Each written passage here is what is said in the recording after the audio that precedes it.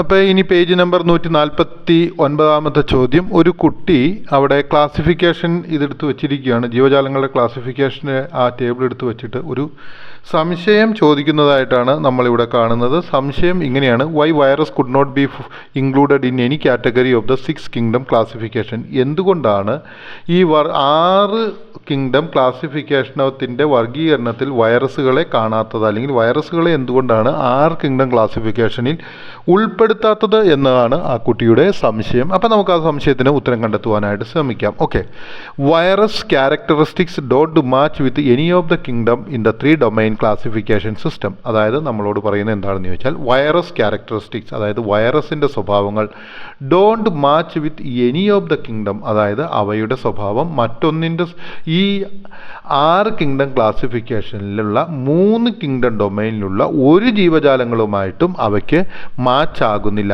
ഏതെല്ലാമാണ് ആ 3 domain kingdom എന്ന് പറയുന്നത്?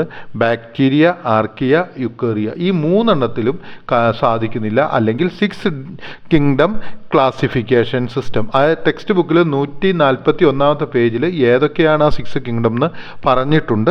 എല്ലാവരും ആ പ്രീവിയസ് വീഡിയോ കാണുക, അല്ലെങ്കിൽ ടെക്സ്റ്റ് ബുക്കിൻ്റെ ആ ഭാഗത്തേക്ക് പോവുക. ഓക്കെ, ഇനി ഞാനത് പിന്നെ എക്സ്പ്ലെയിൻ ചെയ്യുന്നില്ല.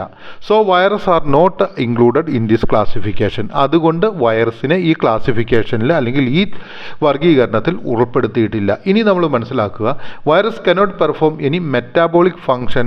അതായത് വൈറസിന് എന്താണ് പറയുന്നത്, ഒരു ജീവൽ പ്രവർത്തനവും നടത്തുവാനായിട്ട് സാധിക്കില്ല. എങ്ങനെ?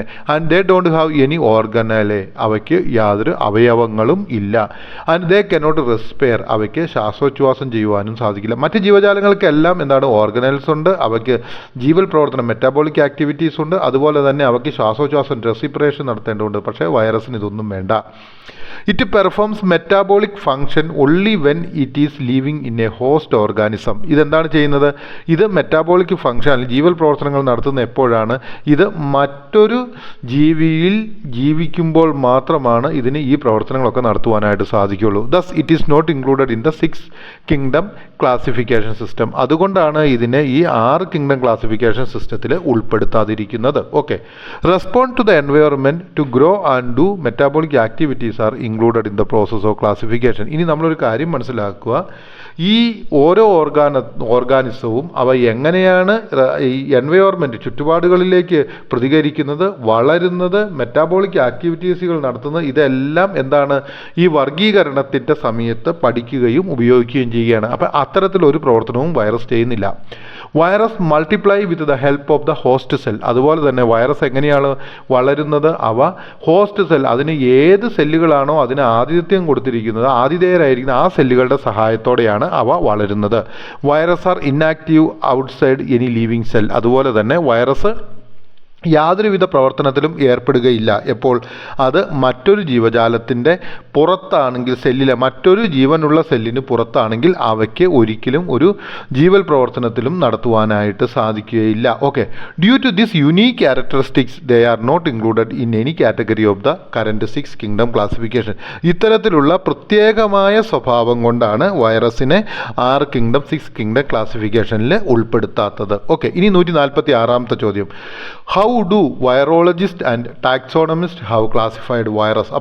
അപ്പോൾ നമ്മളോട് ചോദിച്ചിരിക്കുന്ന മറ്റൊരു ചോദ്യമാണ്, എങ്ങനെയാണ് ഈ വൈറോളജിസ്റ്റും ടാക്സോളജിസ്റ്റും വൈറസുകളെ ക്ലാസിഫൈ ചെയ്തിരിക്കുന്നത് എന്നുള്ളതാണ് നമ്മളോട് ചോദിച്ചിരിക്കുന്ന അടുത്ത ഒരു ചോദ്യം. എങ്ങനെയാണ് എന്നുള്ളതാണ്. അപ്പോൾ അതിന് ഉത്തരം എങ്ങനെ എഴുതാം? Considering virus structure, mode of division, genes etcetera, virologist and taxonomist have classified virus into families, genes and species which are meant only for them. അപ്പം ഇവയുടെ ഒരു പ്രത്യേകതകൾ എല്ലാം കണ്ടെത്തിയത് കൊണ്ട് എന്താണ് ചെയ്തിരിക്കുന്നത്?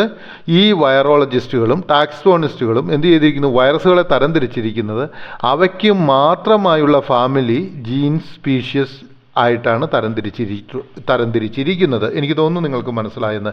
ഇവയുടെ ഈ പ്രത്യേകതകൾ ഉള്ളതുകൊണ്ട് അവയ്ക്ക് അവയുടെ ഫാമിലിയായിട്ടും ജീൻസായിട്ടും സ്പീഷീസുമായിട്ടാണ് അവയെ താരതമ്യപ്പെടുത്തിയിരിക്കുന്നത്. ഇനി 147ാമത്തെ ചോദ്യം.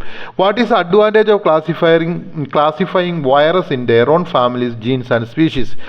എന്താണ് വൈറസുകളെ അവയുടെ സ്പീഷീസായിട്ടും ഫാമിലിയായിട്ടും ജീൻസായിട്ടും തരംതിരിച്ചത് കൊണ്ടുള്ള ഗുണം അല്ലെങ്കിൽ അവ കൊണ്ടുള്ള എന്തെല്ലാമാണ് നമുക്ക് അതുകൊണ്ട് കിട്ടുന്ന ഗുണങ്ങൾ എന്നുള്ളതാണ്. This classification of virus into their own families, genes and species help scientist to study their nature, evolution, development etcetera. അതായത് ഇങ്ങനെ വൈറസിനെ അവയുടെ സ്പീഷീസും അതുപോലെ തന്നെ ഫാമിലീസും ജീൻസുമായിട്ട് ആ ഒരു ഗ്രൂപ്പിലേക്ക് ഉൾപ്പെടുത്തിയതുകൊണ്ട് വൈറോളജിസ്റ്റിനും ടാക്സോളജിസ്റ്റിനും ഈ വൈറസുകളെക്കുറിച്ച് സ്റ്റഡി ദെയർ നേച്ചർ, അവയുടെ സ്വഭാവത്തെക്കുറിച്ചും അവയുടെ പരിണാമത്തെക്കുറിച്ചും അവയുടെ ഡെവലപ്മെൻറ്റ് വളർച്ചയെക്കുറിച്ചും പഠിക്കുവാനായിട്ട് സാധിക്കും. And development methods to combat viral diseases.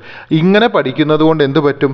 Virus നമുക്ക് കൊണ്ടുതരുന്ന രോഗങ്ങളെ എങ്ങനെ നമുക്ക് തരണം ചെയ്യാം അല്ലെങ്കിൽ അവയെ അതിജീവിക്കാൻ സാധിക്കും എന്നുള്ള കാര്യവും പഠിക്കുവാനായിട്ട് സാധിക്കും. ഇനി 148. What kind of structure virus has? വൈറസിന് ഏത് രീതിയിലുള്ള സ്ട്രക്ചറാണ് ഉള്ളത് എന്നുള്ളതാണ് നമ്മളോട് ചോദിച്ചിരിക്കുന്നത്. ഓക്കെ, അപ്പം നമുക്ക് അതിന് ഉത്തരമായിട്ട് ഇങ്ങനെ എഴുതാം. Virus have a simple structure devoid of cytoplasm, cell organelles and nucleus. വൈറസിന് എന്തെല്ലാമാണ് ഉള്ളത്? വളരെ ലളിതമായിട്ടുള്ള ഘടക അല്ലെങ്കിൽ സൂക്ഷ്മമായിട്ടുള്ള ഘടനയാണ് എന്തുള്ളത്? വൈറസുകൾക്കുള്ളത്. അവ എന്തെല്ലാം ഉണ്ട് വൈറസിനകത്ത്? കോശദ്രവ്യം, കോശാംഗങ്ങൾ, മർമ്മം എന്നിവയില്ലാത്തതാണ് അതിൻ്റെ ഏറ്റവും വലിയ പ്രത്യേകത. എന്താണ് അതിൻ്റെ പ്രത്യേകത? Virus have simple structure devoid of, ഇല്ലാതെ സൈറ്റോപ്ലാസം, അതായത് സൈറ്റോപ്ലാസം ഇല്ല, സെൽ ഓർഗനൽസ് ഇല്ല, ന്യൂക്ലിയസ് ഇല്ല. Genetic materials DNA or RNA are found inside and outer protein coat called capsid. അതുപോലെ തന്നെ അതിൻ്റെ ഏറ്റവും വലിയ പ്രത്യേകത അവയുടെ DNA അല്ലെങ്കിൽ RNA എവിടെ കാണപ്പെടുന്നു? ഒരു ബാഹ്യ കവചത്തിന് ഉള്ളിൽ കാണപ്പെടുന്നു. ആ ബാഹ്യ കവചത്തിന് പറയുന്ന പേരാണ് ക്യാപ്സിഡ്. അപ്പം ക്യാപ്സിഡ് എന്ന ബാഹ്യ കവചത്തിനകത്താണ് ഈ വൈറസിൻ്റെ ജനറ്റിക് മെറ്റീരിയൽസ് നമുക്ക് കാണുവാനായിട്ട് സാധിക്കുന്നത്. What is capsid of virus? അപ്പം നമ്മളോട് അടുത്തായിട്ട് ചോദിക്കുകയാണ് what is the capsid of virus എന്ന് നമ്മളോട് ഒരു ചോദ്യം ചോദിച്ചാൽ നമ്മൾ എഴുതുക virus capsids are protein coat. അതായത് വൈറസിൻ്റെ ക്യാപ്സിഡ് എന്ന് പറയുന്ന ഒരു പ്രോട്ടീൻ്റെ കോട്ടാണ്. Which encloses their genetic materials. അവ എന്ത് ചെയ്യുന്നു? അവയുടെ ജനിതക ഘടകങ്ങളെ ആവരണം ചെയ്തിരിക്കുന്നു. അപ്പം വൈറസിൻ്റെ ജനിതക ഘടകങ്ങളെ ആവരണം ചെയ്തിരിക്കുന്നത് പ്രോട്ടീൻ കോട്ടിനെയാണ് നമ്മൾ എന്ത് വിളിക്കുന്നത്? ക്യാപ്സിഡ് എന്ന് വിളിക്കുന്നത്. ഓക്കെ, ഇനി 150ാമത്തെ ചോദ്യം. Which organisms virus infect? ഏത് ഓർഗാനിസത്തെയാണ് അല്ലെങ്കിൽ ഏത് ജീവജാലങ്ങളെയാണ് വൈറസ് ആക്രമിക്കാറ്? ഇൻഫെക്റ്റ് എന്ന് വെച്ചാൽ ഇവിടെ ആക്രമിക്കുക എന്നുള്ളതാണ്. Virus infect A wide variety of organisms. Virus എന്താണ് ചെയ്യുന്നത്? എല്ലാവിധ തരത്തിലുള്ള ഓർഗാനിസത്തെയും അവ ആക്രമിക്കുന്നു. ഇൻക്ലൂഡിങ് ഏതൊക്കെയാണ്? പ്ലാന്റുകളെ, അതായത് സസ്യങ്ങളെ, അനിമൽസിനെ, അതായത് മൃഗങ്ങളെ, ബാക്ടീരിയയെ, അതുപോലെ തന്നെ ആർക്കിയ തുടങ്ങിയ എല്ലാ ജീവജാലങ്ങളെയും വൈറസ് ആക്രമിക്കാറുണ്ട്. ഇനി 151ാമത്തെ ചോദ്യം. Which are the organisms included in the process of classification? ഏതെല്ലാം ഓർഗാനിസത്തിനെയാണ് ക്ലാസിഫിക്കേഷൻ പ്രോസസ്സിൽ ഉൾപ്പെടുത്തിയിരിക്കുന്നത്? Organisms having the ability to reproduce, respond to the environment, to grow and to do metabolic activities are included in the process of classification. അതായത് ഈ ക്ലാസിഫിക്കേഷനിൽ ഉൾപ്പെടുത്തിയിരിക്കുന്ന ഓർഗാനിസങ്ങൾ ഏതെല്ലാമാണെന്ന് ചോദിച്ചാൽ organisms having ability to produce, അതായത് ഓർഗാനിസത്തിന് കഴിവുണ്ടായിരിക്കണം എന്തുൽപ്പാദിപ്പിക്കാൻ. റെസ്പോണ്ട് ടു ദ എൻവയോൺമെൻറ്റ്, ചുറ്റുപാടുകളോട് പ്രതികരിക്കുവാനുള്ള കഴിവുണ്ടായിരിക്കണം. ടു ഗ്രോ, വളരുവാനുള്ള കഴിവുണ്ടായിരിക്കണം. ആൻഡ് ഡു മെറ്റാബോളിക് ആക്ടിവിറ്റീസ്, അതായത് ജീവൽ പ്രക്രിയകൾ ചെയ്തിരിക്കണം. അത്തരത്തിലുള്ള ജീവിതങ്ങളെ are included in the process of classification. അവയെ എല്ലാമാണ് ക്ലാസിഫിക്കേഷൻ പ്രോസസ്സിൽ ഇൻക്ലൂഡ് ചെയ്തിരിക്കുന്നത്. How do virus multiply? എങ്ങനെയാണ് വൈറസ് മൾട്ടിപ്ലൈ ചെയ്യുന്നത് എന്നുള്ളതാണ് അടുത്ത ചോദ്യം. 151ാമത്തത്. Virus multiply with the help of host cell. അതായത് വൈറസ് എപ്പോഴും മൾട്ടിപ്ലൈ ചെയ്യുന്നത് അല്ലെങ്കിൽ അത് പെരുകുന്നത്, മൾട്ടിപ്ലൈ എന്ന് വെച്ചാൽ പെരുകുക എന്നുള്ളത്, with the help of host cell, ഏത് സെല്ലിലാണോ ആ വൈറസ് ജീവിക്കുന്നത് ആ സെല്ലിൻ്റെ സഹായത്തോടെയാണ് വൈറസ് മൾട്ടിപ്ലൈ ചെയ്യുന്നത് അല്ലെങ്കിൽ പെരുകുന്നത്. ഓക്കെ, ഇനി 152ാമത്തെ ചോദ്യം, when do virus are inactive? എപ്പോഴാണ് വൈറസ് ഇന്നാക്റ്റീവ്, അതായത് പ്രവർത്തനങ്ങളൊന്നും ചെയ്യാതെ ഇരിക്കുന്നത്? Virus are inactive outside any living cell, അതായത് ഒരു വൈറസ് ഒരു ലിവിങ് സെല്ലിന് പുറത്താണെങ്കിൽ ആ വൈറസ് ഇന്നാക്റ്റീവ് ആയിരിക്കും. Due to this unique characteristic, ഇത്തരത്തിലുള്ള പ്രത്യേക സ്വഭാവം കൊണ്ട് they are not included in any category of the current 6 kingdom classification.